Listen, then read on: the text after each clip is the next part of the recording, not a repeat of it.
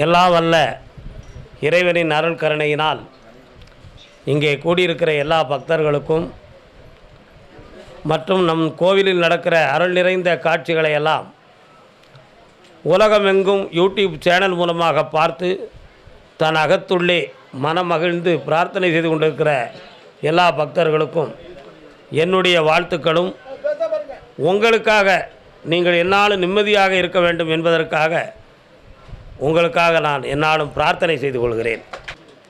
எல்லார் உள்ளத்தையும் பார்த்தேன். ஒவ்வொருத்தர்கிட்டையும் ஒவ்வொரு தேடல் இருக்குது.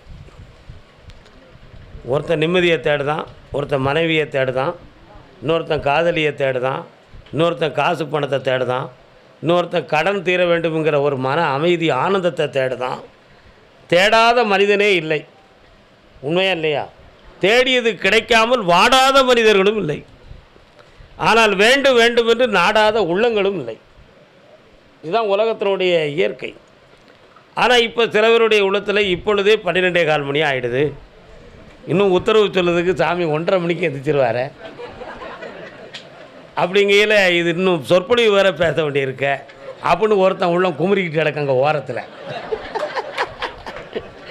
உண்மையா இல்லையா? நான் கையை காட்டுதார் வேறு ஆம்பளை. ஆனால் நான் எதுக்கு தைரியமாக இருக்கோம்னா, இன்றைக்கி வியாழக்கிழமை தான், நாளைக்கும் நமக்கு உத்தரவு இருக்குது. அதனால் உங்கள் எல்லாருக்கும் எப்படினாலும் சொல்லிடலாம் அப்படிங்கிற ஒரு நம்பிக்கையில் தான். அதுக்காக நம்ம என்றைக்கும் ஞானத்தை பற்றி பேசாமல் நம்ம தொடங்கியதே இல்லையே. நமக்கு காசு பணம் என்பதெல்லாம் ஒரு பக்கம் இருந்தாலும் ஞானம் என்பது நமக்கு ரொம்ப முக்கியம். இந்த உலகத்தில் ஒரு ஓவியனை கூப்பிட்டு கேட்டாங்க, ஞானத்தை தேடி அப்படிங்கிறதுக்கு வார்த்தை சொல்லாமல் ஒரு ஓவியம் வரைந்து கொடுப்பா அப்படின்னு கேட்டாங்க. அப்போ உடனே அவன் பழைய ஓவியங்களை எல்லாம் பார்த்தான். பழைய ஓவியங்களை பார்க்கும் பொழுது சில மனிதர்கள் செல்வத்தை தேடி தேடி தேடி ஒவ்வொருத்தனையாக நாடி ஒவ்வொரு வீடுகளாக செல்வதையும், ஒவ்வொரு வங்கிகளுக்கு செல்வதையும், ஒவ்வொரு கோயில்களுக்கு செல்வதையும் ஓவியத்தில் இருந்துச்சு.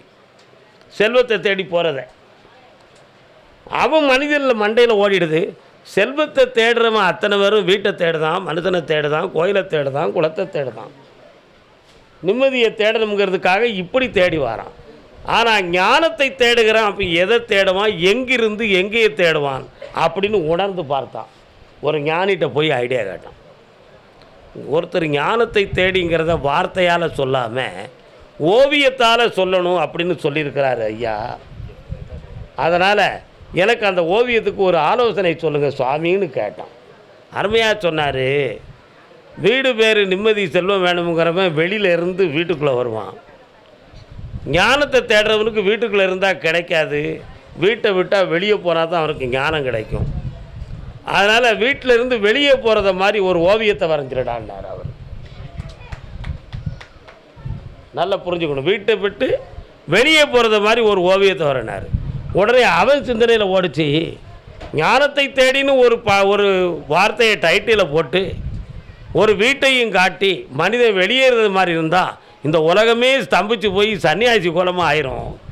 அதனால் அப்படி செய்யாமல் வேறு மாதிரி பண்ணினான்னு அப்படின்னு அவனாக சிந்திச்சு ஒரு பெரிய கிளி கூண்டு, அந்த கூண்டை திறந்துக்கிட்டு குருவிகள் இரண்டும் வெளியே பறக்கிறத மாதிரி ஒரு அருமையான சீனை ஓவியமாக வரைஞ்சான். அப்போ அந்த கூட்டை விட்டு வெளியே சுதந்திரமாக பறந்து செல்லக்கூடிய காட்சி தான் ஞானத்தின் காட்சி. அதுதான் ஞானத்தை தேடி. அதுக்கு கீழே ஒரு டைட்டிலை போட்டான், துன்பத்திலிருந்து விடுதலை அப்படின்னு போட்டான். அப்போ வேண்டும் வேண்டும் என்று நினைக்கிறவனுக்கு செல்வம் கிடைக்கும். பணத்தை பற்றி ஒரு சைக்காலஜியாக ஒரு அருமையான ஆள் இருக்குது. என்ன பணம் உலகத்தில், பணமையா பெருசு அப்படின்னு சொல்லுவான் தத்துவத்தில். அவன் சொல்லதுக்கு வயிறு நிறையாமல் அந்த வார்த்தையை கூட அவனால் பேச முடியாது. உண்மையா இல்லையா? வயிறு நிறையாமல் அந்த வார்த்தையை கூட அவனால் பேச முடியாது. வயிறு நிறையதுக்கு என்ன வேணும்? சாப்பாடு வேணும். சாப்பிட்றதுக்கு பொருட்கள் வாங்குறதுக்கு என்ன வேணும்? பணம் வேணும். அப்போ அதை புரிஞ்சு பேசுதானா புரியாமல் பேசுதானா? அவன் வெளிப்படையான ஒரு சும்மா ஒரு தத்துவமாக பேசுதான். ஆனால் அடிப்படையை நினச்சாமனா அப்படி அவன் பேச முடியுமா? முடியாது. அதுக்கு ஒரு அருமையான ஒரு தத்துவ ஞானி பதில் சொன்னார். பணத்தை வேண்டாம் என்று வெறுத்து பார்க்காதே. பணத்தை வேண்டாம்னு நீ வெறுத்து பார்க்காத, வெறுத்து நினைக்காத, அதை சாதாரணமாக நீ உணராத, அதை சாதாரணமாக உணராத. பணமாக நம்மளை காப்பாற்ற போகுது. எவனோ சொன்ன தத்துவத்துக்கு, சன்னியாசி சொல்லக்கூடிய தத்துவத்தை ஒரு சம்சாரி என்ன செய்யக்கூடாது, எடுத்துக்கிடக்கூடாது. நீ சன்னியாசியாக இருக்கணும், ஞானமாக இருக்கணும்னு நினைத்தால் மட்டும்தான் அந்த தத்துவத்துக்குள்ளே நீ போய் மூழ்கணும். அது இல்லாமல் சம்சார வாழ்க்கையை வாழணும்னு நினைக்கிறவன் அந்த தத்துவத்தையும் இந்த காதில் வாங்கி, இந்த செல்வம் வேணுங்கிறத இந்த காதில் வாங்கி, 2 கட்ட நிலையில் வாடக்கூடாது. அப்போ நீ என்ன செய்யணும், பணத்தை நேசிக்க ஆரம்பிச்சுக்கோ அப்படின்னு சொல்லணும். பணத்தை எப்படி நேசிக்கிறது? பெத்த பிள்ளை மணி 1:30 மணி ஆகிடுது, சாப்பிடணும், பையன் எங்கே நிற்கானோ அப்படின்னு சொல்லி தேடுவான் தகப்பேன். தேடவானோ தேட மாட்டாரான். அதே மகன் எங்கள் அப்பா சாப்பிட்றதுக்கு என்னைய கூப்பிடும் அப்படி சொல்லி 1 மணிக்கு எங்கே இருந்தாலும் வண்டி எடுத்து 1:30க்குள்ளே வீட்டுக்கு வந்துடுவான். அவன் தேடியதும் தந்தை நாடியதும் நேசம். நேசம். ஒரு ஓரம் எங்கேயோ ஒரு ஊருக்கு போயிருந்தோம், ஒரு ஹோட்டலில் உட்காந்து சாப்பிட்றோம். சாப்பிட்ற பக்கத்து இடக்காரரு விதவிதமான சாப்பாட்டை வாங்கி வச்சு சாப்பிட்றாரு. இவன் நினைப்பான், நம்ம பிள்ளையும் இதை மாதிரி தானே சாப்பிடுவான் அப்படின்னு நினைப்பான். அப்படி மகன் பக்கத்தில் இல்லை என்றாலும் அந்த சாப்பாட்டை பற்றி நினச்சான் பார்த்தீங்களா, அது நேசம். இதை மாதிரி ஒவ்வொரு உறவுக்கும் ஒரு நேசம் இருக்குது. ஒவ்வொரு உறவுக்கும் ஒரு நேசம் இருக்குது. ஒரு காப்பி ஒரு வீட்டில் சாப்பிடுவோம், அந்த காப்பியை குடிச்சிக்க நம்ம வீட்டுக்காரி ரொம்ப அழகாக காப்பி போடுவான், இதை விட நல்லா இருக்கும்னு ஒருத்தன் உணர்வான். இன்னொருத்தர் நினைப்பான், நம்ம வீட்டை விட இது பரவாயில்லன்னு நினச்சவன்னு இருக்கான். என்ன இப்படி ஆனாலும் அந்த நினைவு வந்ததே, அதன் பெயர் நேசம். மகிழ்ச்சியாக நினைத்தது மட்டுமல்ல, அந்த மனதுக்குள்ளே இருந்த உணர்வு இருக்கு இல்லையா, அந்த உணர்வுக்கு பேர் நேசம். அதை மாதிரி நீ ஒவ்வொரு உறவின் மீது பற்று வைத்தது போல, ஒவ்வொரு நபர்களின் மீது, ஒரு நட்பின் மீது நீ பற்று வைத்தது போல, பாசம் வைத்தது போல, நீ பணத்தின் மீது பாசத்தை செலுத்து. பணம் வேணும், பணம் நிறைய வேணும், பணத்தை வச்சு நிறைய விஷயங்களை சாதிக்கணும், நிறைய தர்ம காரியங்களை செய்யணும், தான தர்மங்களை செய்யணும், இல்லாமல் என்று இதயத்தில் வாடியிருக்கும் மனிதனுக்கு உதவி செய்வதற்கு என் கையில் நிறைய பணத்தை கொடு அப்படின்னு நினச்சி நம்ம அந்த பணத்தின் மீது நேசத்தை கூட்ட கூட்ட எந்த வழியிலேயோ அந்த பணம் நமக்கு சேர்ந்துடும். ஒரு அருமையான ஒரு தத்துவ ஞானி, ரொம்ப பண்பட்டவர், அவர் நினச்சார், நம்ம எல்லாரையும் வெறுத்து வேதனைப்பட்டு ஒரு ஓரமாக ஒதுக்கிட்டோம், இப்போ நமக்கு யார் இருக்கா அப்படின்னு சொல்லி மேலன்னைக்கு பார்த்தாரு. பறவைகள் கூட்டமாக போச்சு. பறவைகளை பார்த்தார். பறவைகள்லாம் கூடி வலை வீசி போன மாதிரி பறந்து போய்கிட்டு இருந்துச்சு. அதை பார்த்து ஒரு கும்பிடு போட்டான்.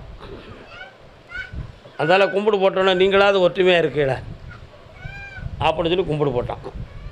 அடுத்த கணம், இறைவா, இந்த மாதிரி ஒற்றுமையாக இருக்கக்கூடிய பறவைகள்லாம் என் பக்கத்தில் கொஞ்சம் குலாவணும் அப்படின்னு ஒவ்வொரு நாளும் தியானம் முழுதும் தன்னை அறியாமலே அவருடைய உள்ளத்துக்குள்ளே அந்த பறவைகளை பற்றிய எண்ணங்கள், சிந்தனை வந்துருச்சு.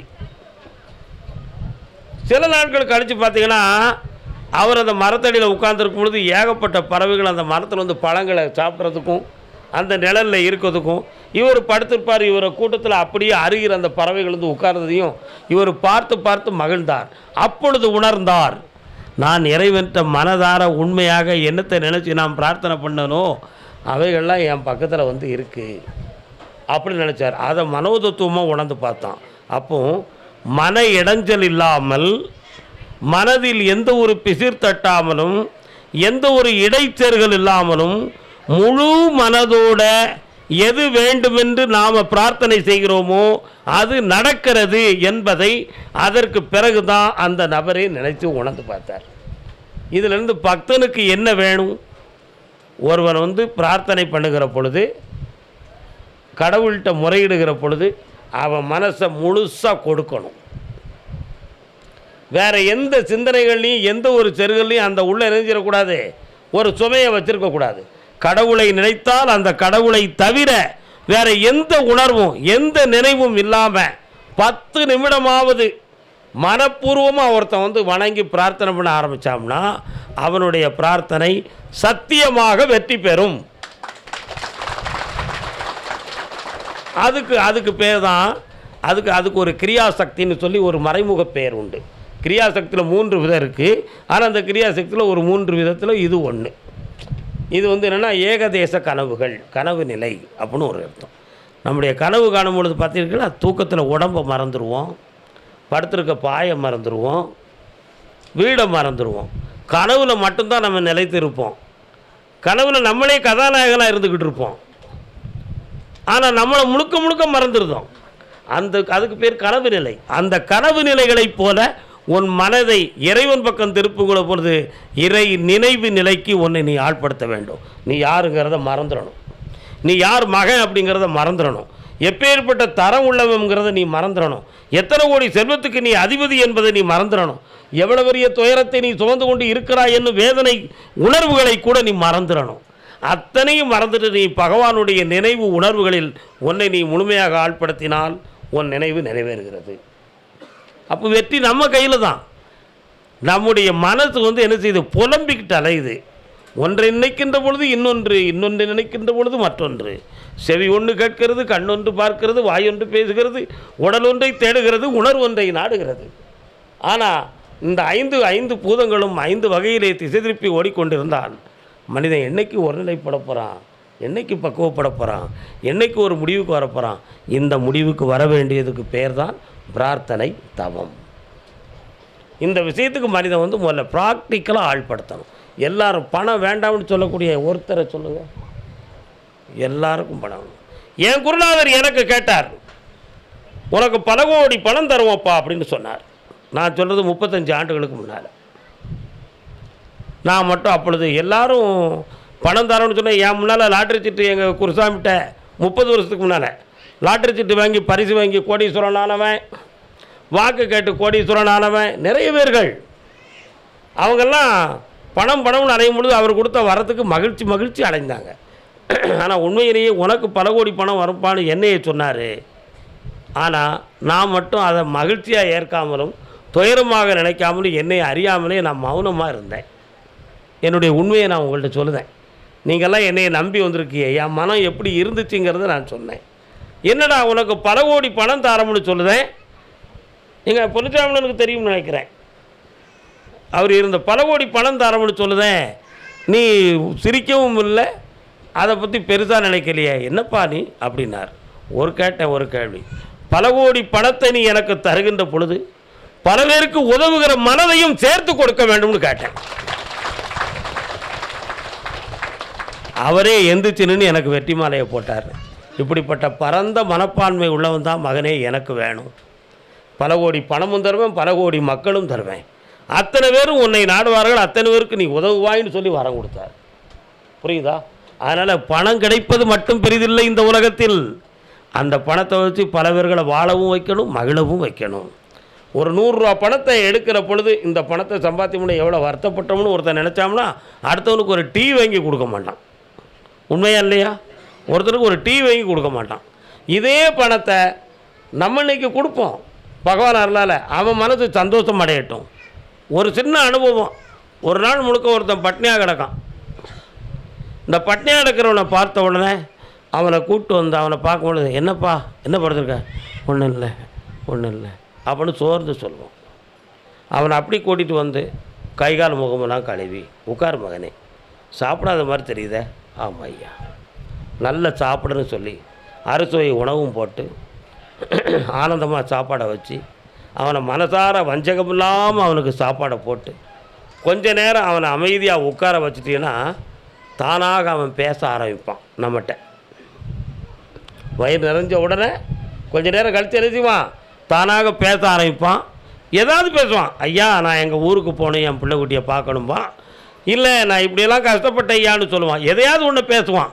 ஆனால் அவ்வளோ நேரம் அவன் பேச முடியாமல் இருந்ததும் அவன் அடங்கி கிடந்தது எதனால்? இந்த பசிங்கிற ஒரு கொடுமையால். அந்த பசியை தீர்த்தது இந்த அன்னம். அந்த சாப்பாடை கொடுத்தவொடனே அவன் 5 நிமிஷத்தில் 10 நிமிஷத்தில் 15 நிமிஷத்தில் எந்திரிச்சு அவன் முகம் மலர்ந்து தானாக பேசக்கூடியதும் தானாக ஒரு பாட்டை பாடக்கூடியதும் அவன் முகத்தில் இருக்கக்கூடிய மகிழ்ச்சியும் இருக்கிறதே, அந்த ஆனந்தத்துக்குள்ளே ஒரு பெரிய புண்ணியம் இருக்குது. அந்த ஆனந்தத்துக்குள்ளே ஒரு புண்ணியம் இருக்குது. அதைத்தான் பட்டினத்தார் சொன்னார். பசித்தோர் முகம்பார் நல்லறமும் நட்பும் நன்றென்றிரு நடு நீங்காமலே உனக்கு இட்டபடி என்றென்றிரு ஒன்றென்றிரு தெய்வம் உண்டென்றிரு. யாரை பார்க்கணும்? பசித்தோருடைய முகத்தை பார். அவனுக்கு நீ அன்னதானம் பண்ணி கொடு. அதில் அவன் பெறக்கூடிய ஆனந்தம் 10 நிமிஷம் 2 செகண்ட் ஆனந்தமாவது உனக்கு ஒரு பெரிய புண்ணியத்தை கொடுக்கும் மகனே. அதனால் பிரத்தியாருக்கு கொடுத்து உதவுவது தர்மம். கொடுக்கின்ற மனதின் நெறி நடைமுறைக்கு தர்மம். கொடுக்கின்ற பொருளை இழப்பதற்கு பெயர் தானம். இந்த தானத்தையும் இந்த தர்மத்தையும் நீ கடைபிடித்தால் இறை என்னும் ஒரு சக்தி உன்னை ஆசீர்வதிக்கிறது என்பது பொருளாகும். ஆகையினால தான் நம்ம கோயிலில் என்ன வச்சுருக்கிறோம், 1996 நான் அன்னதானம் தொடங்கினேன். அந்த அன்னதானம் தொடங்கின அன்னைக்கு எங்கள் ஊரில் அருமையாக செழித்த மழை வந்துச்சு. பயிர்களெல்லாம் பசுமையாக அருமையாக இருந்துச்சு. அப்படி தொடர்ந்து அன்னதானத்தை இன்று வரை கடவுளை என்னை செய்ய வச்சிருக்கிறாரு. இன்னும் மென்மேலும் செய்ய வைப்பார். மேலும் சொல்லுகிறேன், இந்த ஸ்தலத்தை தென் தர்மஸ்தலம் அப்படிங்கிற ஒரு புனித பெயரை நிலைநாட்டதுக்காக நான் பல்வேறு முயற்சிகளை பண்ணிக்கிட்டு இருக்கேன். எல்லா பக்தர்களுடைய எண்ணமும் எல்லா பக்தர்களுடைய உள்ளத்திலும் புளியரையில் கருப்பசாமி கோயில் ஒரு தென் தர்மஸ்தலம் அப்படிங்கிற புகழை வாங்கணும்னு சொல்லி நீங்கள் எல்லாரும் பிரார்த்தனை பண்ணணும். உங்கள் அனைவருடைய உள்ளமும் உங்கள் அனைவருடைய நினைவுகளும் அனைவருடைய பிரார்த்தனையும் இந்த உலகமெங்கும் ஒரு பெரிய தான தர்மத்துக்கு ஒரு மிகுந்த ஸ்தலம் புளியரை கருப்பசாமி கோயில் அப்படி என்ற ஒரு பெரும் புகழை நம்ம ஐயா கருப்பசாமி பெற்று தரணும் நமக்கு. அதனால் உங்கள் எல்லாரும் உள்ளத்திலையும் தர்மமும் தானமும் நிலைக்கணும். மாசற்ற நிலைகளோடு பகவானை நீங்கள் சேவிக்கணும். உங்கள் எண்ணங்களெல்லாம் நிறைவேறணும். உங்கள் எல்லாருக்கும் அதிகம் பணம் கிடைச்சிக்கிட்டே இருக்கணும். கிடைக்கும்.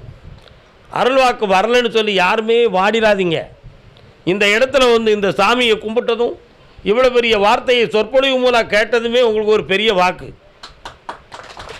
ஆமாம், என்னுடைய எண்ணங்கள் எல்லாமே நீங்கள் எல்லோரும் நல்லா இருக்கணுங்கிறது தான். என் எண்ணத்தில் இருக்கக்கூடிய பிரார்த்தனை உங்கள் எல்லாரையும் சந்தோஷமாக்கிறோம். அதில் எந்த சந்தேகமுமே கிடையாது. நீங்கள் எல்லோரும் புரிஞ்சுக்கணும். அதனால் எல்லாருமே நிம்மதியை அடைவீர்கள், பணத்தை பெறுவீர்கள், பலனை அடைவீர்கள், எல்லா செல்வத்தையும் பெற்று என்னாலும் உயர்ந்தே வாழ்வீர்கள். வாழ்க என்று விடைபெறுகிறேன். வாழ்க வணக்கம். மாசில்லாத மனமாக இருப்போம். ஈசனை கோயிலாக்குவோம். உள்ளம் வாழ்க.